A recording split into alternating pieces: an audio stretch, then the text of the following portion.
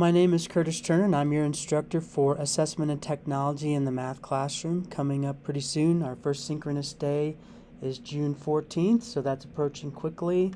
The course is officially open now. Every module is open, so you can start working on it at any time now. I think our first summer session opens on June 13th, but I don't care if you dive in and start working right away. I know you're taking two courses simultaneously because I talked to the other instructor and we compared our attendance list, and most of you are in both of our classes. So I know you'll have a lot of work to do in a compressed amount of time. So I would recommend diving into some of this right now, especially I would recommend getting the reading out of the way. So let's jump into the course. I want to go through the course quickly to kind of show you how to navigate it and in what order I recommend doing things. A lot of the due dates just come towards the end of the course or kind of random seeming times. That doesn't mean you shouldn't be working on the course even right now and getting some things done well ahead of time.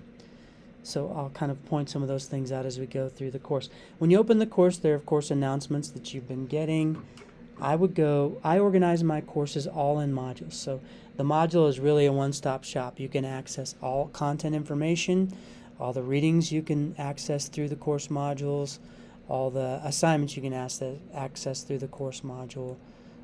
It's just an easier way to set up a course for students to navigate through.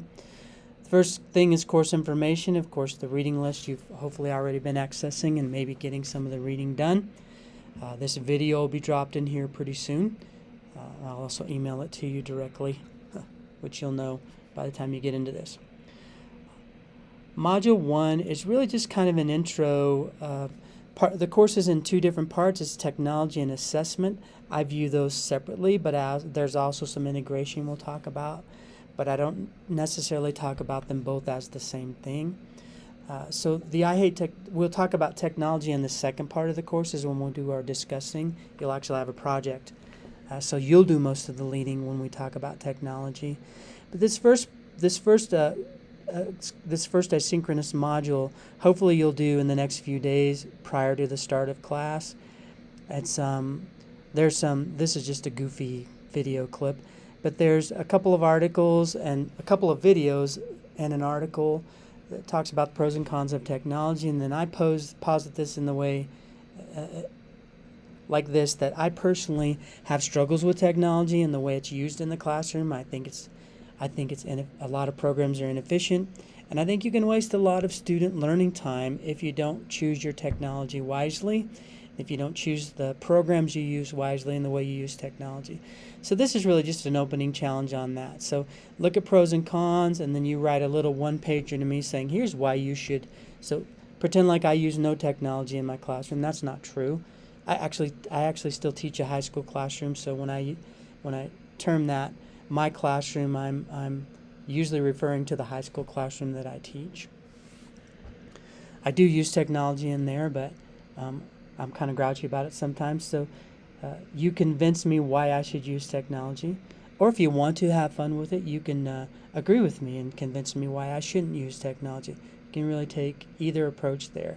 And I think I've allowed you to you can write this in a one-page document, or you can do a little video recording and upload that if you want to in this module. So try to do that before class ever starts. Module 2 is really just a listing, an agenda for each day of our synchronous discussions. They will be discussions. I'm not a lecturer. I'm not good at it. I don't like doing it. So there will be some mini lectures in here because there's some information that it's the best. Rather than have you read a whole book, I can give you a 15-minute lecture and get you all the information I need from that. So there'll be some mini lectures in here, but most of it will be discussion. If you open up the agenda, you'll see for any day, let's see if it'll open up for me. This always happens, that things are slow when you need them to be fast. But you'll see what we're going to discuss on each day. You'll see links to articles. Come on. There they are. Like the cognitive load theory article, and I've sent that directly to a couple of you already. If there's an article link in here or reading, that means I want you to do that prior to the discussion. Hopefully you've already started working on those. But if you're like me, I'll look over this article like the morning before we have the discussion, just so these things are fresh on my mind. So that's what you'll see in these agendas, just of those things that I've asked you to read or look at, what we'll be talking about on that specific day. So that's Module 2. Module 3 is an asynchronous module. It's Classroom Assessment Prioritization Project. This project is worth 200 points, which you'll see when you open up the assignment part of it. It's a culminating project designed to be completed after these 3 days of discussion. These 3 days of discussion will all help you complete this project. Open it up and look through it before those days, because that'll also help you know how the synchronous discussions will help you complete the project. But it will. This is a great project, and it will help you with your unit and course planning in the future. Some of you may already use some of the processes we'll go through here. I'll tell you, I've been doing this since the 90s, and I've worked with a lot of teams who've used this. I'll call it a planning process, and have improved outcomes by a lot after making these changes to their planning processes. So it'll be kind of a make and take thing that you can use in your classroom well into the future. Module 4 is asynchronous. It's a task analysis. You could do this at any time, so you can go ahead and knock this out. It's a great activity. It's worth 50 points. So you could wait till after everything's done and do this later. But I would recommend getting some of this stuff out of the way early. Module 5 is, there are 5 articles attached here. You can see their Article Summary 1, so this is obviously Article 1, Article 2, Article 3. These are 8 to 10 page articles, so they'll take a while to read. They're research-based, so they're kind of meaty. What I like about them is they're based on meta-analysis, so this certain set of researchers, they're each authored by different people. That means they've looked at several studies, in some cases 50 and 60 different studies, and then they write up kind of a summary of what they found. I find those types of articles to be really valuable. A lot of research-based articles are not valuable at all because they have no translation to a real classroom. You'll find that in these too. They're a bit idealistic, and they're written by people who aren't practitioners like you. But I think there's great ideas to be found in these. There's good vision casting, and I'll explain what I mean by that when we get into the synchronous class sessions.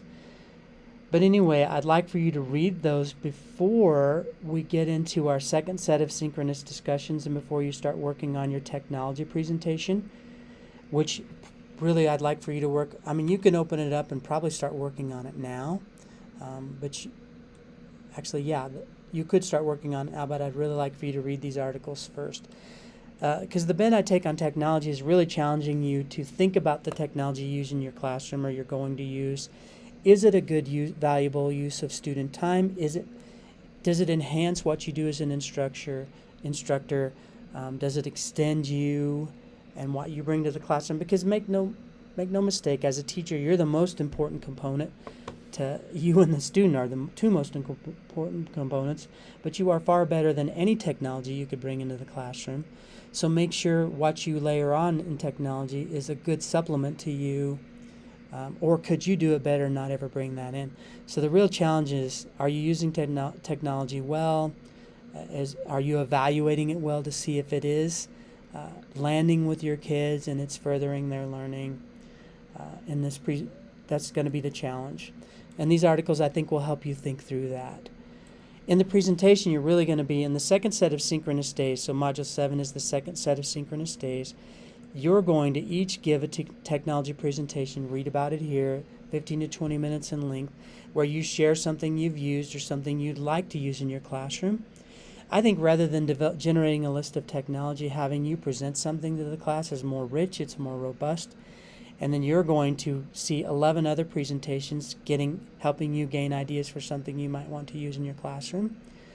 Even if two people present the same piece of technology, you're no doubt going to have different ideas for how it was useful and different ways that you used it in your classroom. So it'll be a lot of good idea generating, and there'll be some time for discussion after each presentation, and I think the discussion will be really rich and really useful. Module 7 then is just the last 3 days that we're together synchronously. If you open those agenda, you'll see it's just the technology presentation. And then I may bring in some other things to discuss towards the end of those times, but I think our discussion will be rich and will take up plenty of most of that time. Modules 8 and 9 are asynchronous modules. You can do them at any time. These were developed by a colleague of mine, Dr. McGuire. You may have had him in class. If you have, you automatically love him. He's a great guy. He is a technology expert. That's his doctorate, and that's his work, is tech ed. So these are great modules. They're really just exposure to a lot of things. Some maybe you already use, some maybe you don't. These could be seen as supplemental. In the end, I'll swing over here to finalize this point. These are asynchronous, so you could do them anytime. You could do them tomorrow if you wanted to, or you could wait till the very end of the course to see if you even need this 100 points. But those are good, full of a lot of good information that I think you'll find useful. So I want to show you how you're going to get your grade in this class. The syllabus is not done. I'm still working on the course. Still working on the course schedule.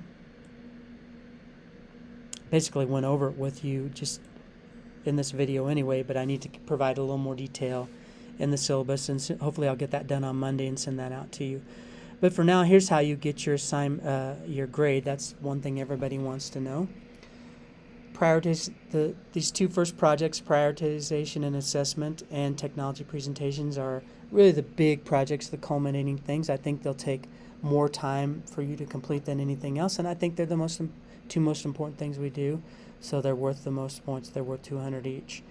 The asynchronous modules that I just showed you, web-based presentation tools, blogs, websites, RSS, and task analysis, are each worth 50 points. The I Hate Technology that I do want you to do is worth 50 points. Article summaries. Each article summary is worth 50 points. So after you read each article, you'll write a summary. It's worth 50 points. There's good guidance for what to include in that summary in those assignments.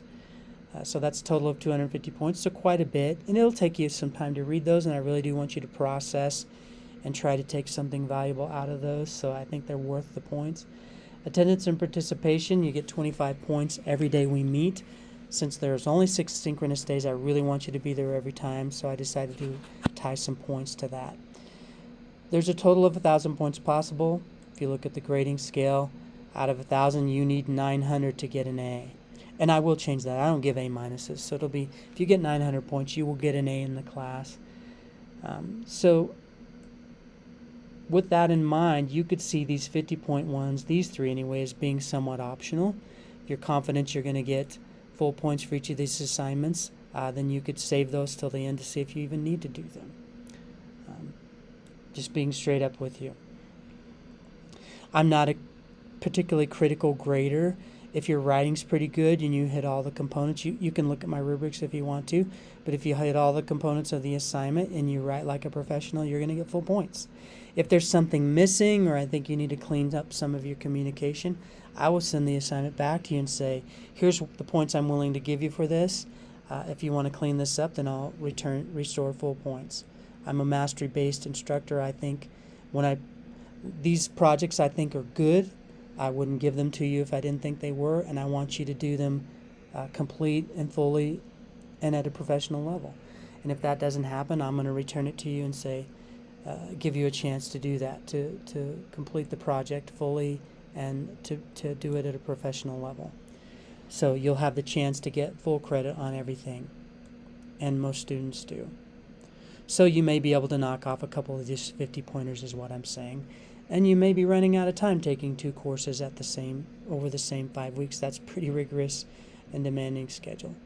So that's perfectly okay with me if you choose to do that. I think that's a pretty good overview. If there are questions I didn't answer that you want me to answer, send an email and I'll clarify. I'm sure I missed some things as I fumbled and stumbled through this.